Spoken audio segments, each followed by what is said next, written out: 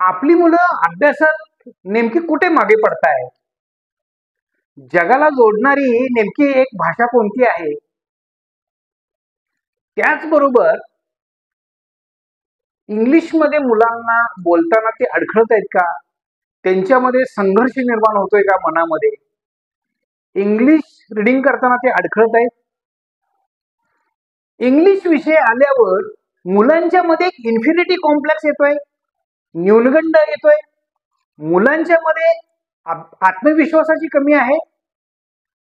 मंडळी, या उन्हाळ्याच्या सुट्टीमध्ये आपण इंग्रजीसाठी काही विचार करू शकतो, थोडा वेळ देऊ शकतो.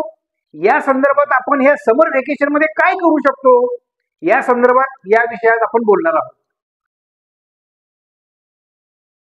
चंचलम हि मना कृष्ण प्रमाथी बलवत् दृढम तस्याहं निग्रहं मन्ये वायुरेव स्वदुष्कृतम असंशयं महाबाहो दूर निग्रह चलम अभ्यासेन तु कौन्तेय वैराग्येन च गुह्यते. नमस्कार मंडळी, मी प्रकाश मासाळ, एज्युकेशनल काउन्सिलर, आपल्या या शैक्षणिक उपक्रमामध्ये सहर्ष स्वागत करत आहे. कोणतंही एखादं प्रोडक्ट, जर आपण एखादी वस्तू इलेक्ट्रॉनिक खरेदी केली, मग ती कार असेल किंवा होम अप्लायन्स मधल्या काही वस्तू असतील, तर त्याच्यामध्ये एक मॅन्युअल आपल्याला मिळतं, छोटस पुस्तिका. उपयोग कसा करावा, त्याचा कसा यूज करावा, ते जर आपल्याकडे असेल तर आपण चांगल्या पद्धतीनं ते प्रोडक्ट यूज करू शकतो, त्याचे फीचर समजून घेऊन, किंवा ते कसं ऑपरेट करायचं ते आपल्याला कळेल. तसं मानवी जीवनामध्ये ज्या काही माझ्या प्लस मायनस माझ्या लाईफमध्ये गोष्टी येणार, तर त्या संदर्भात मी कसा निर्णय घ्यावा, मी कसा असायला हवं, किंवा मानवी जीवनामध्ये जे वेगवेगळे पैलू आहेत ते कोणते आहेत, ते समजावणारं जर कोणतं मॅन्युअल असेल, अनेक ग्रंथात अनेक विषयांमध्ये श्रीमद भगवद्गीता हा एक ग्रंथ आहे, आणि त्याच्यामध्ये अर्जुन भगवंताला एक प्रश्न विचारतोय. तो म्हणतोय की परमेश्वरा, भगवंता, चंचलम ही मना कृष्ण प्रमाथी बलवत् दृढम. माझं जे मन आहे ना, ते अतिशय चंचल आहे, त्याला ते प्रचंड दृढ आहे. त्याला एखाद्या वादळाला जसं आपण कंट्रोल करू शकत नाही, तशा पद्धतीने हे माझं मन आहे. मी काय करू, मला भीती वाटते. भगवंत त्यावर उत्तर देत आहेत. श्री भगवानुवाच, भगवान उत्तर देत आहेत. ते म्हणतात, असंशयम महाबाहो मनोदूर निग्रह चलम. म्हणजे यात शंकाच नाही की मन हे चंचल आहे. अभ्यासेन तु कौन्तेय वैराग्येन च गुह्यते. म्हणजे अभ्यास करून, रिव्हिजन करून, प्रॅक्टिस करून, सराव करून तू याला कंट्रोलमध्ये ठेवू शकतोस, हेच भगवंत इथं सांगताय. रियाज करोगे तो राज करोगे. हा अतिशय महत्वाचा विषय आहे. आज जो आपण विषय घेतलेला आहे की या समर व्हॅकेशन मध्ये आपण इंग्लिश संदर्भात आपल्याला काही भीती वाटते का? आपली मुलं नेमकं कुठे मागं पडतात, हा पहिला मुद्दा मी घेतला होता. तर हा जो पहिला पॉइंट आहे, त्याच्यामध्ये आपली मुलं कुठं मागं पडताय. दुसरा पॉइंट असा आहे की नेमकं जगाला जोडणारी कोणती भाषा या टेक्नॉलॉजीच्या काळामध्ये. आपल्या मुलांना इंग्लिश वाचताना ते अडखळतात का? त्याचबरोबर त्यांना बोलताना भीती वाटते का? इंग्लिशचा विषय आल्यावर एक इन्फिनिटी कॉम्प्लेक्स, आत्मविश्वास निघून गेल्यासारखं होतंय का? तर याच सगळ्या विषयांवर आपण स्टेप बाय स्टेप थोडंसं बोलणार आहोत. मंडळी, जगाला जोडणारी भाषा जर कोणती असेल तर ती आजच्या तारखेला इंग्लिश आहे. इंग्लिश प्रत्येक व्यक्तीला यायला हवं. आणि आज आपल्या अगदी जिल्हा परिषद शाळा असेल, महाराष्ट्र स्टेट बोर्ड असेल, सीबीएसई बोर्ड असेल, आयसीएसई बोर्ड असेल, या सगळ्यांमध्ये आता इंग्लिश हे आहेच.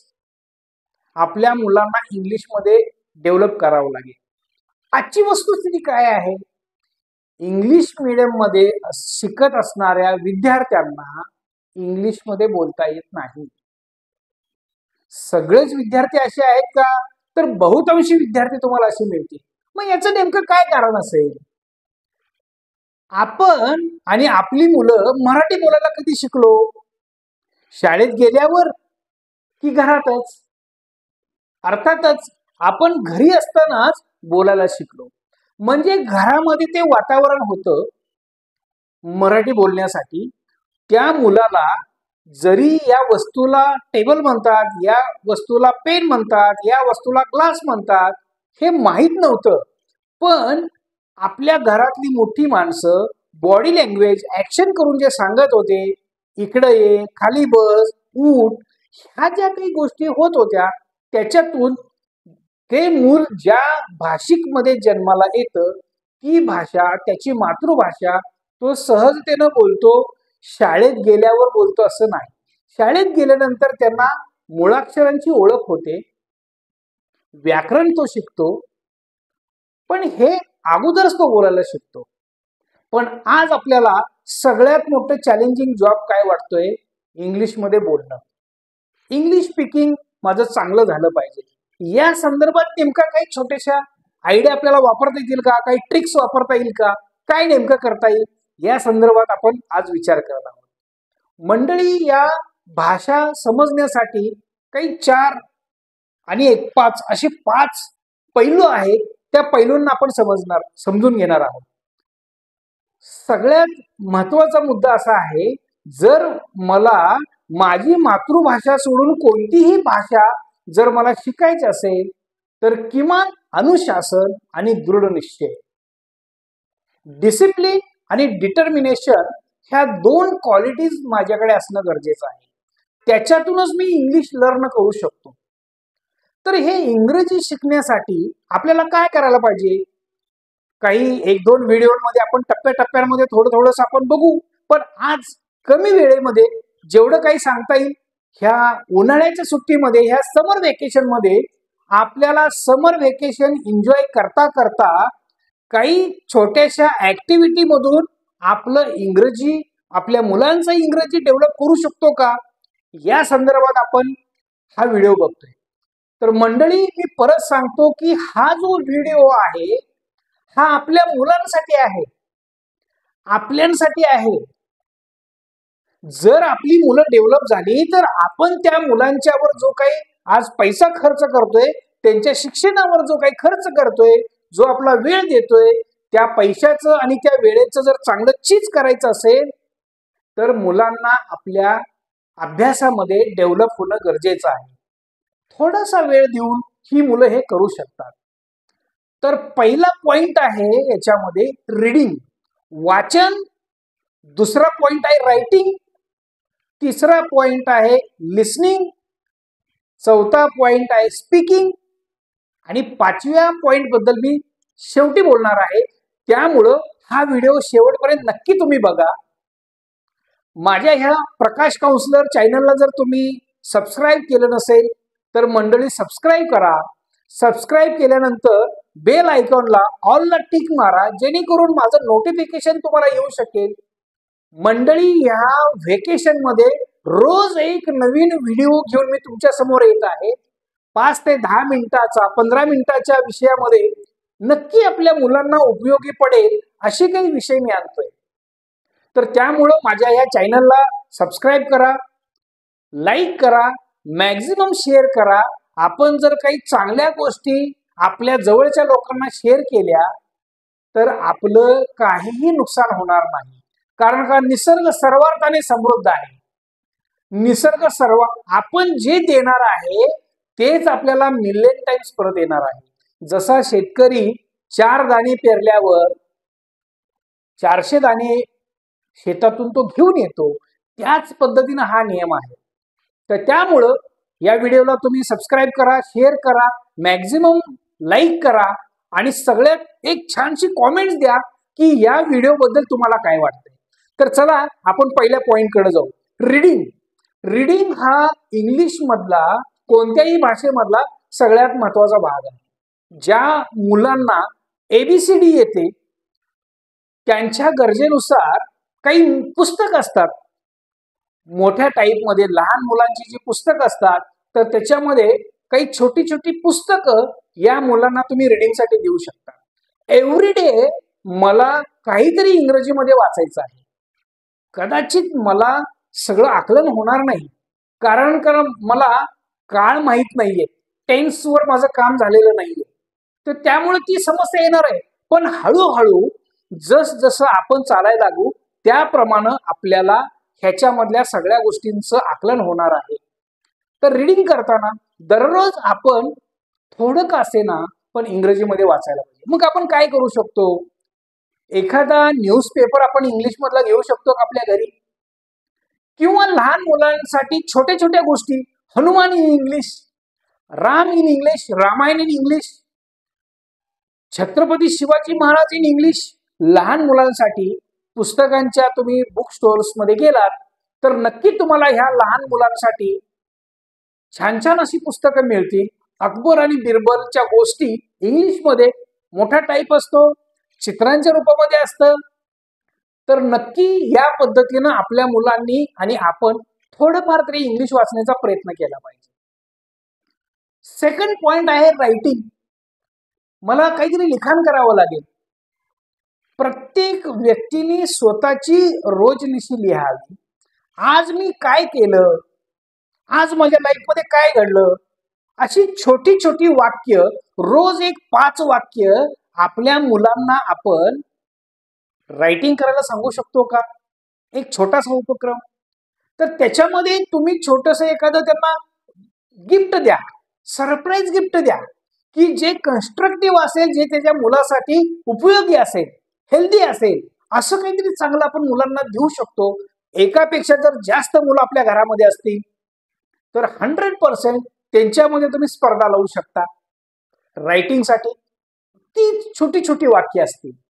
मी सकाळी किती वाजता उठलो, मी ब्रश केला, मी आंघोळ केली, मी ब्रेकफास्ट घेतला,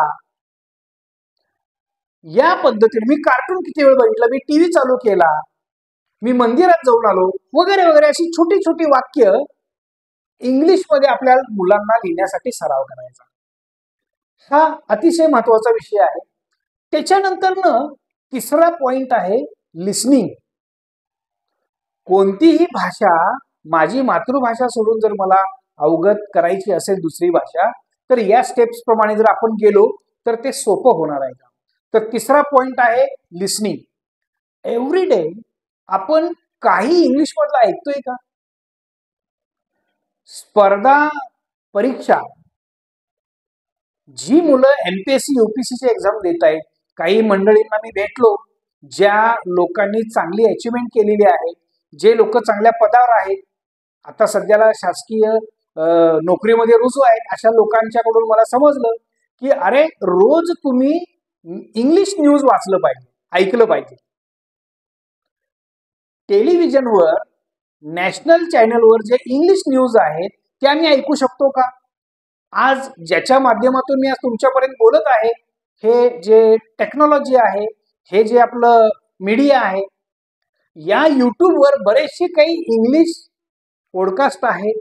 एखाद्याची मुलाखत असेल, प्रेरणादायी मुलाखत जी इंग्लिशमध्ये आहे, असं एक रोज एव्हरी डे आपण आणि आपल्या मुलांना आपण इंग्लिशमध्ये ऐकायला देऊ शकतो का?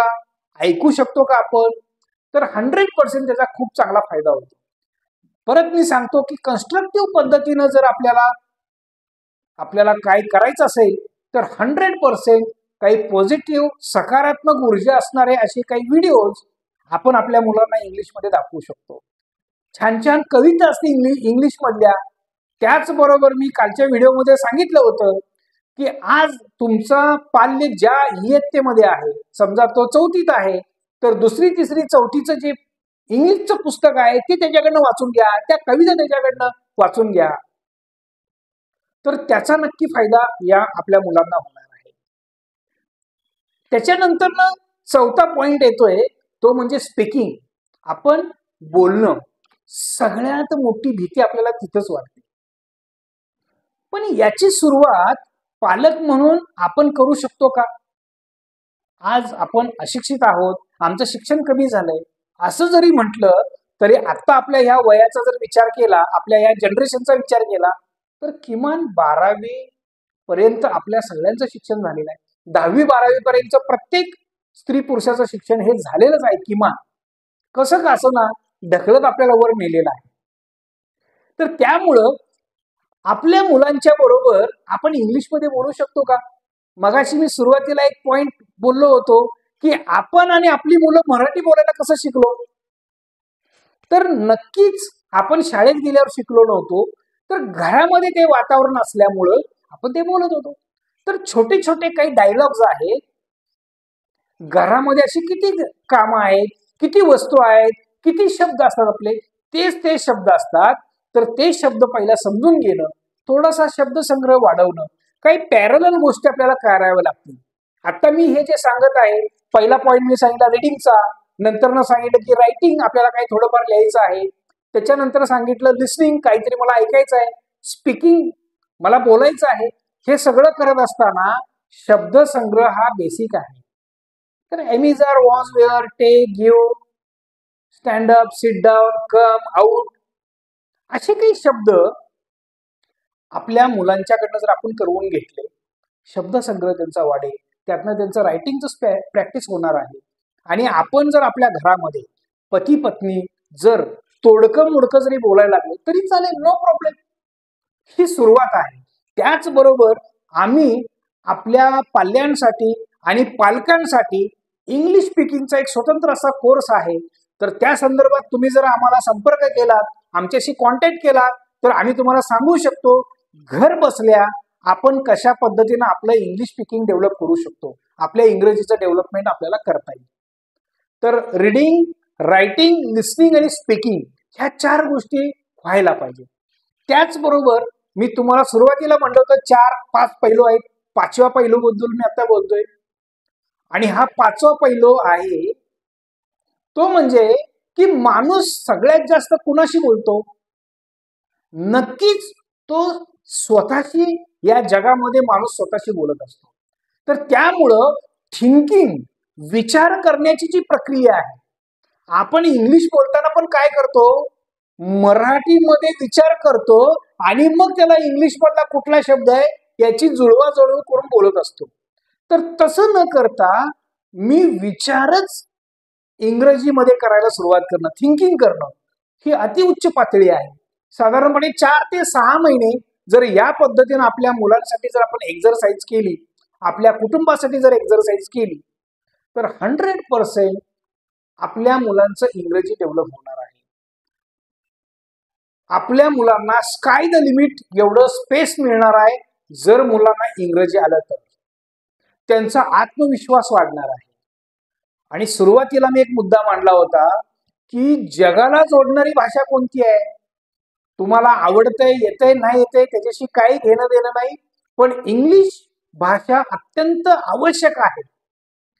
जर्मन लँग्वेज आहे, रशियन लँग्वेज आहे, हा खूप लांबचा मुद्दा आहे, पण त्याची सुरुवात आपल्या ह्या इंग्लिश मधून, आपल्या इंडियन इंग्लिश मधून आपण करू शकतो. आणि जे 1ली ते 10वी पर्यंतच्या मुलांना लागणारे इंग्रजी आहे, त्याच्यासाठी लागणारा शब्दसंग्रह आहे, तो कशा पद्धतीनं ऑडिओ व्हिज्युअल पद्धतीनं आपण करू शकतो, या संदर्भात आम्ही तुम्हाला खूप चांगल्या पद्धतीनं मार्गदर्शन करू शकतो.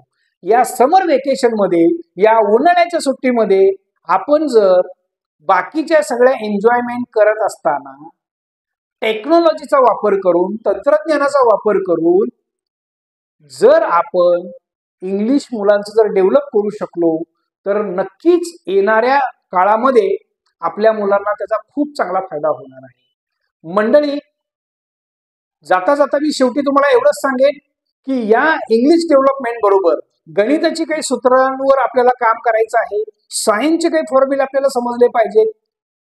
आणि भविष्यामध्ये आपल्याला हे शिक्षण मी का घेतोय, व्हाय, हा प्रश्न मी माझ्या मनाला विचारला पाहिजे. याच्याबद्दल पण आपण गेल्या वेळेला बोललो होतो.